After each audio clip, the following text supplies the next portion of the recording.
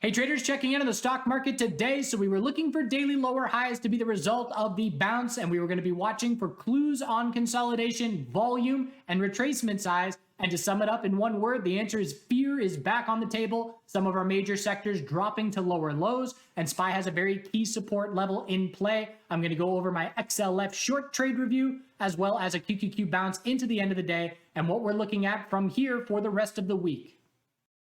So SPY on the daily time frame, big bear volume, big red day, gap down and dump. So on a day like today, a lot of people will look at this and say, what's the news? What's going on? And yes, there are definitely narratives out there that we're going to be hearing about. We're going to be hearing about supply chain disruptions heading into 2022. We're going to be hearing about the debt ceiling and the government shutdown. That's nothing new. We see that time and time again as far as this back and forth posturing.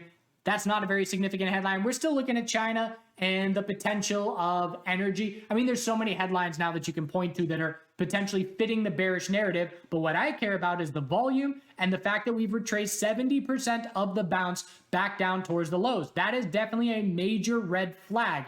And again, it's not surprising that we set daily lower highs. If you look at the title of our last two videos, the first one to end last week, temporary tops, scouting for a daily pullback. We knew the result of this bounce is going to lead to a daily pullback. The question was, does that then result in a daily trend change for follow through, or is the retracement significant enough to give us red flags? The answer, it's significant enough to give us red flags. There was high bear volume most of the day today, and the bears had control for a good part of it.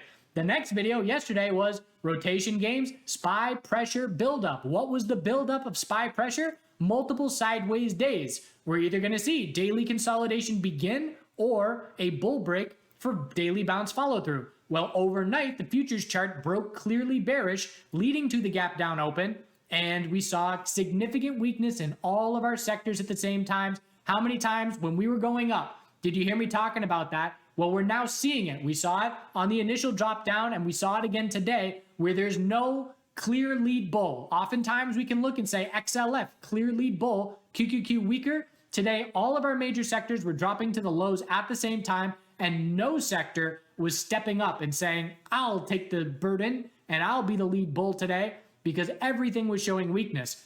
Granted, still some things are weaker than others, but everything was hitting the low of the day at the same time. Nothing was holding up SPY. So the key question for the next 2 days, or tomorrow really, are we going to break 428.86 and see daily downtrend follow through and the daily RSI heading back to oversold, or can the bulls hold 428.86 and form a daily equilibrium? The size of the retracement is significant enough at this point where the bulls are just hoping to hold the low and anticipating that the next bounce will look for a daily lower high to be the result of that bounce. Powell is going to speak tomorrow at 11:45 a.m. We have to be watching again all the back and forth between the Democrats and the Republicans. It does impact the price in the short term, and we double bottomed today at SPY, on SPY, and a tweet came out, perfect timing, right as everything was testing the low of the day, and it said we're gonna reach a deal, blah blah blah, whatever, and that led to the end of the day bounce that definitely puttered out, but there was some decent upside action in response to that tweet marking a double bottom. And that was really the first time the bulls proved anything to us today, was on the back of that tweet. So SPY is still holding support, but QQQ breaking the low is extremely notable. Very weak day, daily downtrend following through, weekly support of 359.96 has broken. So the weekly uptrend is lost on QQQ, and monthly consolidation is underway. There's tons of space for a monthly high or low, but the bears clearly have control here on this daily downtrend now. Back test and rejection from EMA resistance, bear cross of the EMA 12 and 26, and a lower low. That is very notable to us. Let's look at our RSI levels, because the daily bounce last week cooled off RSI levels. You can see the daily is definitely beat up, but look at the 4 hour here. It's not as beat up as last week. So we can definitely see further downside from here. The daily time frame, daily RSI would be approaching oversold if we see another red day tomorrow. But XLV, which was our lead bear, still is, now has a partner in crime, and that's QQQ. QQQ has joined Team Bear after holding on just fine yesterday. It was weaker, but it was still very healthy daily consolidation at that point. That changed big time today. And again, can't stress enough the volume. We know the bears have to prove it with volume. We know we're not going to bounce or drop to a lower low after the size of this bounce without massive bear volume. Well, here it is today. And we could see very early on, look at the first hour of volume on QQQ, 15.4 million shares traded. And yesterday it was 6. So we went over double the volume in the first hour of trading. And actually it's even more than that. Let's zoom in a little bit. You get the idea. Look at the first hour and a half of trading versus the first hour and a half of trading. It's a night and day difference. We knew very early it's going to be a high volume day out there today. So XLV, lead bear, daily RSI approaching oversold conditions, monthly EMA 12 is something I'm keeping an eye on now. And as far as the next support level, I'm looking down at 126.23, knowing that we're just going to scout a daily lower high to be the result of the next bounce. We have rejected from daily EMA 12. And the bears are in full control. Hourly bounce at the end of the day is a possible bear flag. So it depends on what the overnight trading session does, but bear flags are on the table with how we ended the day. Cooling off RSI. Hourly RSI was crushed all over the place. Weak bounce for a couple hours into the end of the day, and then closed closer to the low than to the high of the bounce. SMH, look at that volume. Highest volume day on SMH in a long time, and it's all bears. 260.43 being tested. We're on the verge of confirming a daily downtrend, and we will be looking at weekly support of 249.35 from here. So SMH was standing out as a lead bull sector, and one day changed that. And we closed near the low of the day, showing us bear momentum to the downside. The financial sector was our lead bull sector. We rejected from the all-time high today by a fraction of a percent and then started high volume consolidation. There's tons of space for a daily higher low to form on XLF. And we can see the retracement on XLF is still technically a potential bull flag. So it's still the lead bull sector, but obviously didn't do anything for the broader market bulls today as it was big and red. So if it were, if the whole market looked like XLF, we wouldn't have a worry at all. But this is the strongest sector and everything else is way weaker. So I'll go over my short on XLF this morning that I talked about. I was scouting it in the video yesterday. I said, ideally, I want to gap up open, but a really nice top fishing play for the bears to take advantage of this morning. With the XLF weakness, IWM is starting daily consolidation. It too still has a lot of space above our low. We are still scouting a daily higher low compared to 214.22. And all the names that correlate with XLF are scouting daily higher lows. But again, that's just one sector. And QQQ breaking that low is very notable to me. One more note on QQQ's low breaking. Apple did not break the low yet. So that's another thing to be watching for. If Apple breaks 141.27, it's only going to add even further downward pressure on QQQ. So key Apple support to be watching. Double bottom in the 141s. So again, just one more note on the titles of these videos here. I couldn't look at this and say, we're about to see another massive leg down. But I knew the direction to be looking. I knew daily consolidation was inevitable. And again, it's not just me, I'm not predicting things here. We just know the most likely scenarios. If you bounce days in a row and you know the most likely scenario is a lower high, it just helps you to look in a certain direction. So I couldn't say we're about to see a high volume test of the lows, but I could say it's time to take some longs off the table if you're playing this bounce or at least hedging them, because daily consolidation is inevitable after this kind of a bounce. So financial sector, we got IWM.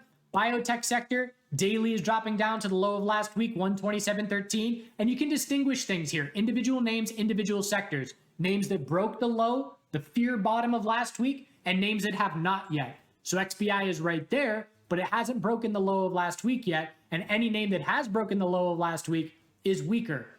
ARKK, weekly equilibrium bear break. That is very notable if you are watching growth names, because the bears are taking control of ARKK, which is not a good sign for growth. Clear bear break.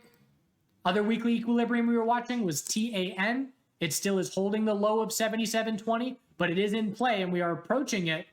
Big green day yesterday, gave it back.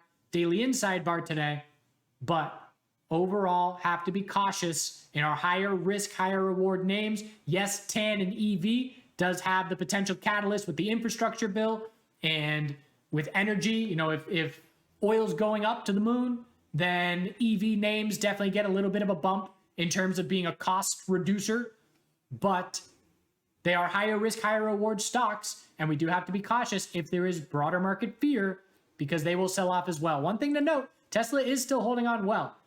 It did start daily consolidation today, but Tesla today closed, aside from yesterday, at the highest price in many months. And considering what the broader market did, Tesla bulls are definitely considering that a win. So Tesla remains positioned well comparative to the broader market. That could change, of course, but at this point in time, that is the case. And Netflix as well. Netflix had a double top rejection from 600 today, which top fishing bears certainly lucked out on in a big way.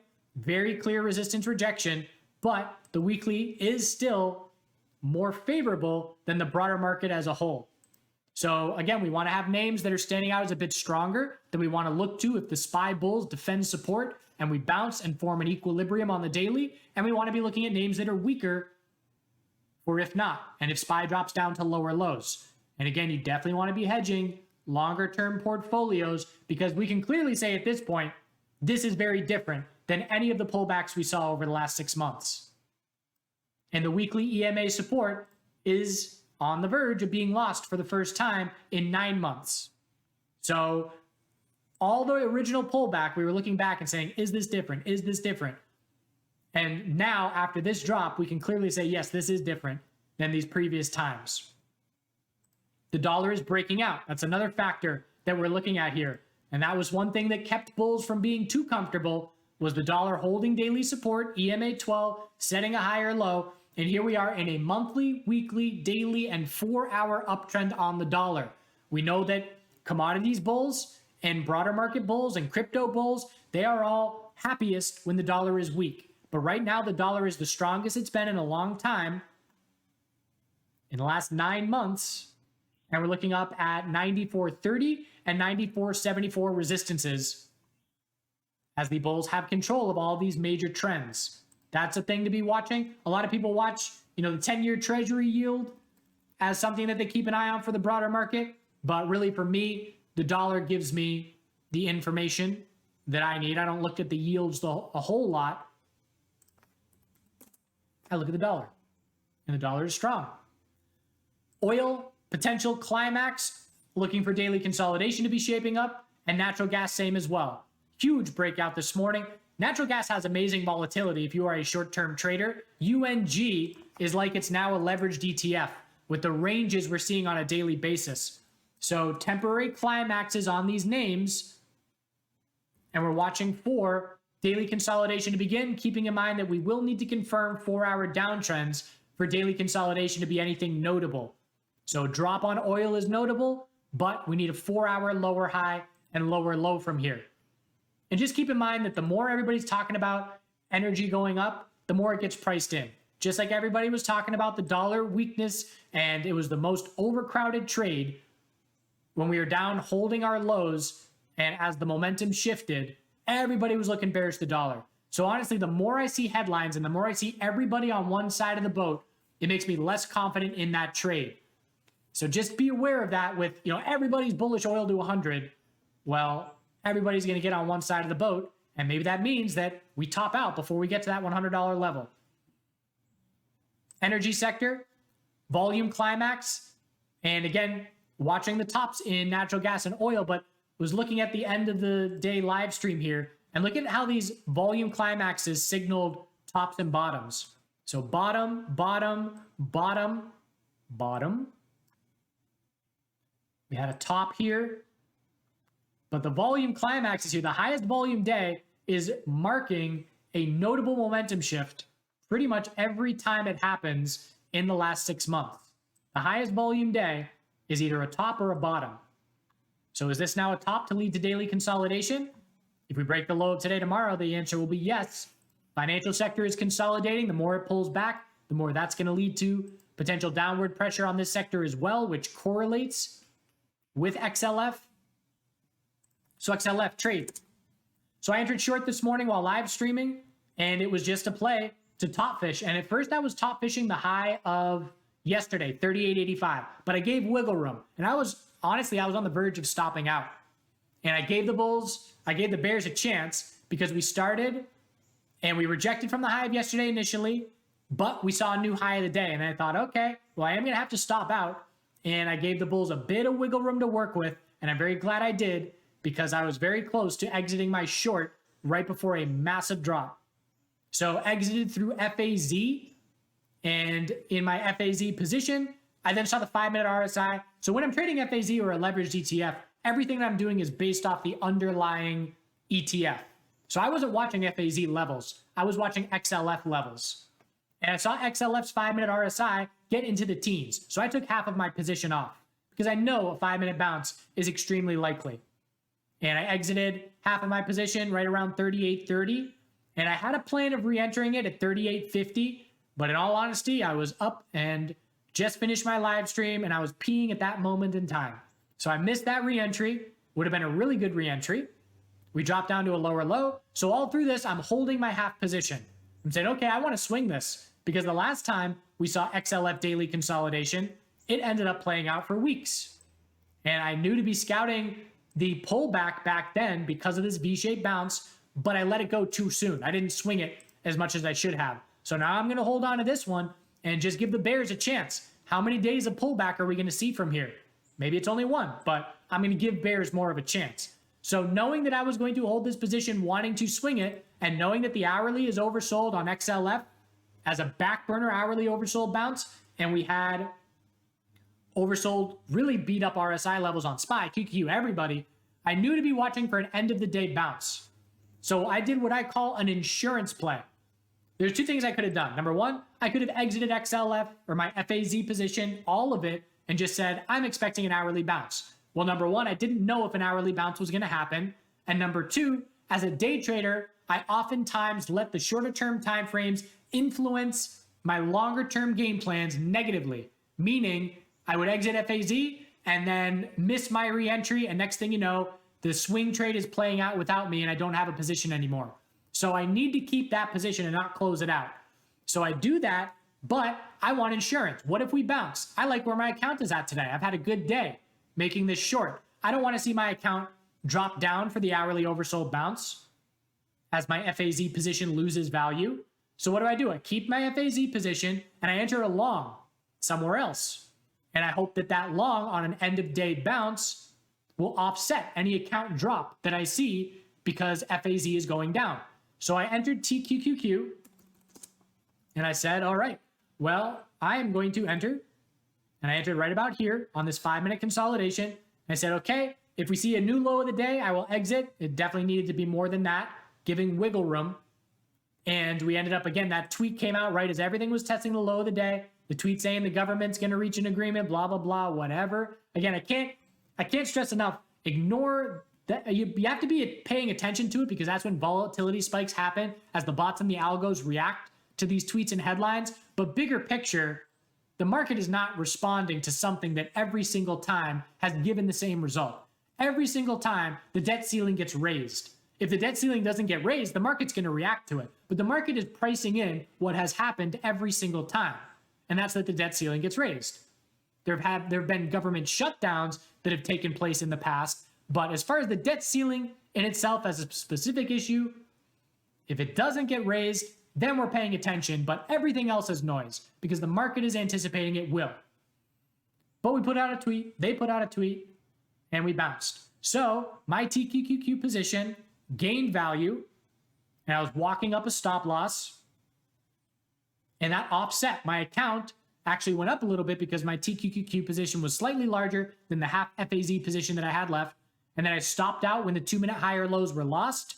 And then I still had my FAZ position, which I am swinging into the end of the day for the potential that it is an hourly bear flag on XLF. So that's just, and again, that's important for me psychologically because I can't be in and out of longer term mindset trades because there's too many times it leaves me in the dust where I just screw up a re-entry and then I'm out of that position. So for me personally, I would rather take the insurance play, and that's what I did. So feel free to ask any questions. It's going to be an exciting week. There's no doubt about that. As far as volatility, it's all about whether or not the SPY bulls can set a higher low. And QQQ is weak. Does Apple break its low of last week? That's going to be important. There's a lot of volatility out there for day traders to take advantage of. Again, there's nothing wrong with going to bed flat as far as your position exposure and taking it one day at a time as a fresh, clean slate. I've done that the vast majority of my trading career. If you have long exposure, you want to be protecting it because we can absolutely see another 5 to 10% to the downside for monthly consolidation. Do good things. Thanks for tuning in. We'll end with a little more Iceland.